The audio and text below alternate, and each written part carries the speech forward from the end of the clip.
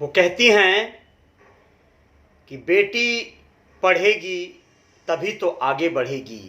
ये नारे मुझे अब बेमानी लगते हैं। जी हाँ, वो कहती हैं कि लड़कियों की सुरक्षा सबसे बड़ा मुद्दा है मेरे पास। अब जब दूसरों के केस आते हैं तो अपना गम कम लगने लगता है। वो कहती हैं कि साल 2011 की बात है, हम एक रेप सर्वाइवर से मिले। उस 17 साल की लड़की से 30-30 साल के 4 मर्दों ने रेप किया था।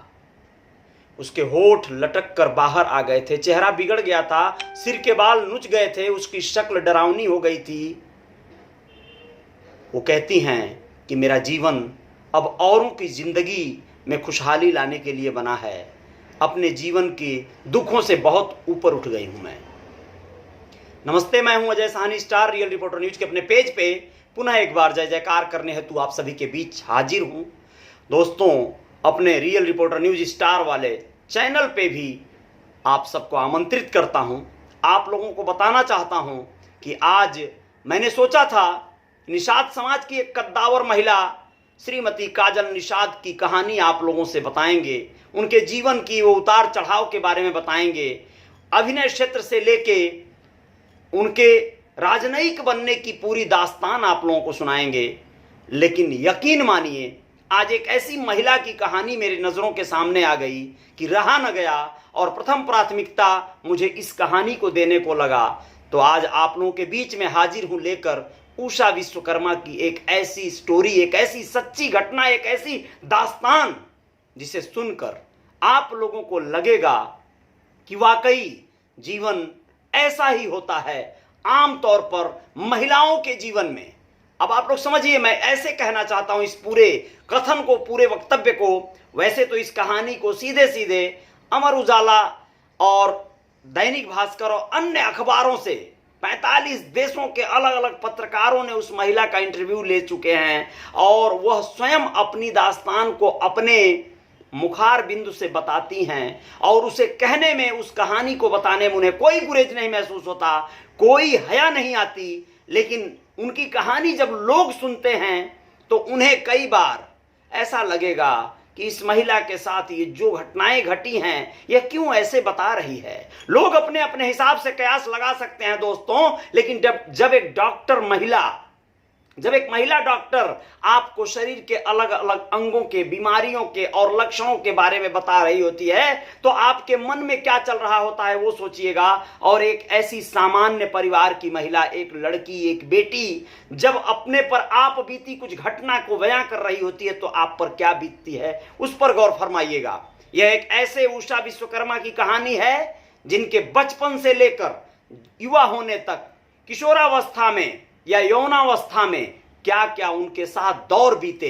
एक गरीब की बेटी होने का कितना बड़ा उसने हर्जाना भरा, एक खूबसूरत मां की बेटी होने का क्या उसने कीमत चुकाई, इन सारे विषयों पे बात करेंगे। बहुत बहुत शुक्रिया, आप लोग ध्यान से बने रहिएगा मेरे साथ। और आप लोगों को आज की इस कहानी से प्रेरणा मिलेगी कि महिलाओं को, नारी शक्ति जिसे हम कहते हैं, उन्हें कितना सशक्त होने की जरूरत है। इस उषा विश्वकर्मा नाम की महिला ने अपने जीवन में 2 लाख से ज्यादा महिलाओं के जीवन को बदलने का कार्य किया है दोस्तों। यह एक मिसाल बनकर आई है अपने सामने। रेड ब्रिगेड नाम से अपनी संस्था चलाती हैं, उसकी लीडर हैं ये, उसकी अध्यक्षा हैं। और आज यह अपने जीवन को किस तरह जी रही हैं और इनके जीवन में क्या क्या हुआ, इस पर चलते हैं क्रमशः उन्हीं की जुबानी जो उन्होंने टीवी में या अखबारों में अपना इंटरव्यू दिया है। उस इंटरव्यू को सीधे आप लोगों को पढ़कर सुनाता हूं। मैं तब 13 साल की थी, होली का दिन था। पापा के दोस्त घर आए थे, मैं किचन में चाय बना रही थी, तभी पापा के दोस्त पीछे से आए और मेरे गाल पर रंग लगाने लगे। सुनिएगा, कहानी शेयर कीजिएगा, हो सकता है इस कहानी से कुछ लोगों को प्रेरणा मिले, इस कहानी से कुछ लोगों के अंदर आत्मविश्वास जागे और उन्हें जीवन में कुछ बेहतर करने की सीख मिल जाए। दोस्तों, वो कहती है कि वह मेरे गालों पर रंग लगाने लगे। रंग लगाते लगाते उनके हाथ मेरी कमीज के अंदर जा पहुंचे। पापा के दोस्त थे वो, जी हां। और वो कहती है, मैं बुरी तरह से डर गई। फिर उन्होंने मेरी मां को रंग लगाया और उनकी छातियां दबा दी। होली के कुछ दिन बाद माँ ने पापा को सारी बात बताई, लेकिन पापा बहुत सीधे थे। हर कोई उनके सीधेपन का फायदा उठाता था। पापा के जिस दोस्त की नज़र माँ पर रहती थी, जिन दोस्तों की नज़र माँ पर रहती थी, वे मुझ पर भी अब नज़र रखने लगे थे। वो कहती है कि दुनिया में कोई ऐसी औरत नहीं है जिसका बचपन में यौन शोषण न हुआ हो। अगर कोई कहती है कि नहीं हुआ है तो वह झूठ बोलती है। मेरा इतना यौन शोषण हुआ कि अगर मैं अपनी कहानी दीवारों पर लिखनी शुरू कर दूं तो दीवारें कम पड़ जाएंगी। वो कहती है मेरा जन्म 1988 में उत्तर प्रदेश में बस्ती के मुंडेरवा के एक गांव गूदी में हुआ। मेरे पापा 4 भाई और 3 बहनें थे। सभी के बच्चे भी थे। पापा घर में सबसे छोटे थे, इस नाते मेरी माँ घर की सबसे छोटी बहू थी। घर में ताऊ की पत्नियां और दादी मेरी माँ को खूब सताते थे। वो दिन भर कोल्हू के बैल की तरह काम करती थीं, खाना बनाती थीं, खेत जाती थीं और गायों की देखभाल करती थीं। हमारे पास 16 गायें थीं। एक दिन पापा और दादी के बीच पैसे को लेकर खूब झगड़ा हुआ। झगड़ा इतना बढ़ गया कि पापा घर छोड़कर चले गए। उस वक्त न तो फोन था, न कोई साधन कि हम पापा को ढूंढ पाते। माँ ने कुछ महीने पापा का इंतजार किया, फिर मुझे लेकर अपने मायके चली गईं। वहीं से मेरे शोषण की कहानी शुरू होती है।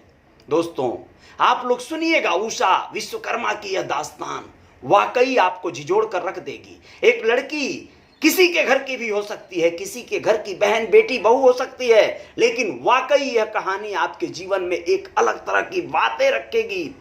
वहां घर में, यानी अपने मामा के घर जब वो लड़की जाती है तो वो कहती है कि वहां से हमारी कहानी की एक नया अध्याय शुरू हुआ। वहां घर में 2 मामा, एक मौसी, नानी, नाना, सास, नानी की सास, छोटे नाना और उनकी पत्नी रहते थे। यानी उसके नाना 2 भाई थे, समझिएगा। कहती है कि हाँ, हमारा हाल अपने गांव से भी बदतर था। मुझे खाने में बचा हुआ सादा चावल मिलता था। मैं खुद चटनी पीस कर चावल के साथ खाती थी। छोटे नाना की शादी देर से हुई थी तो उनका छोटा बच्चा था। अगर वह खुद से ही खाट से गिर जाता तो नाना मुझे चांटा मारते।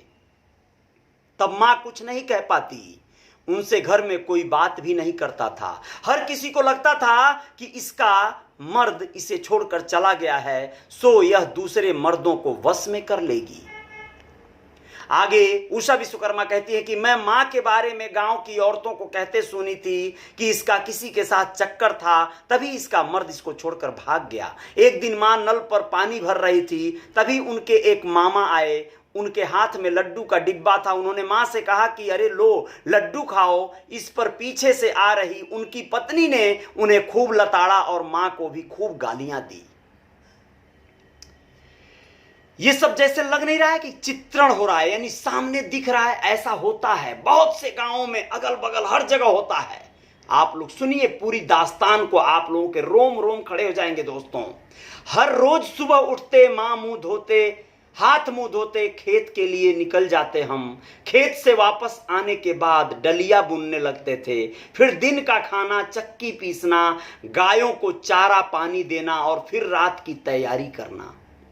ये रोज का हमारा काम था। इसी तरह एक एक दिन करके जिंदगी गुजर रही थी।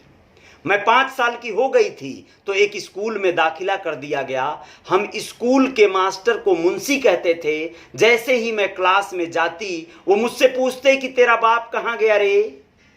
मैं जवाब देती कि मुझे नहीं पता। फिर वो हंसने लग जाते। स्कूल के दूसरे मास्टर भी मुझे माँ बाप को लेकर तंज कसते। इस वजह से स्कूल के बच्चों ने मुझे चिढ़ाना शुरू कर दिया था। मैं घर आकर बहुत रोती थी। एक दिन तो मैंने माँ से कह दिया कि अब मैं स्कूल नहीं जाऊंगी और स्कूल जाना बंद कर दिया।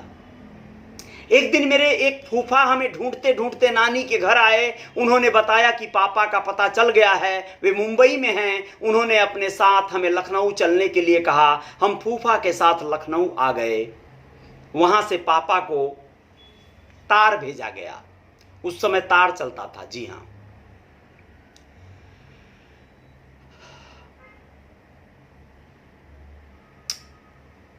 कुछ दिन बाद पापा लखनऊ आए। आते ही उन्होंने सड़क पर माँ को जोर से चांटा मारा और माँ को माँ की गंदी गाली दी। माँ ने कहा कि वह ट्रेन से कटकर मर जाएगी। सड़क पर तमाशा होने लगा। खैर कहा सुनी के बाद मामला ठंडा हो गया। पापा ने कहा कि वो हमें अपने साथ मुंबई ले जाएंगे। इस पर फूफा ने कहा कि नहीं, हमें तुम पर भरोसा नहीं है, तुम अपनी पत्नी को वहां बेच दोगे, इसलिए लखनऊ में ही रहो, हम 5-6 महीने तुम्हारी मदद कर देंगे। पापा मान गए। जिंदगी ऐसे ही चलती रही। 5-6 महीने तक फूफा ने हमारी मदद की। फिर पापा को एक लकड़ी के कारखाने में नौकरी मिल गई। धीरे धीरे हमारा परिवार बड़ा हुआ। अब हम 3 बहनें और 1 भाई हो चुके थे, लेकिन हमारी आर्थिक हालत बहुत खराब थी। पापा बहुत सीधे थे और माँ बहुत सुंदर थी। ऐसे में पापा की शराफत और हमारी गरीबी का फायदा उठाकर उनके दोस्त हमारे घर आने लगे। वो कहती है कि वे लोग उम्र में पापा से भी बड़े थे। मैं उन्हें चाय देने जाती तो मेरा हाथ पकड़ लेते, आते जाते मेरे सीने में कोहनी खुबो देते। किचन में होती तो मुझे पीछे से आकर पकड़ लेते, बेटा बेटा बोलकर जांघों पर हाथ फेरते, मेरी पीठ सहलाने लगते।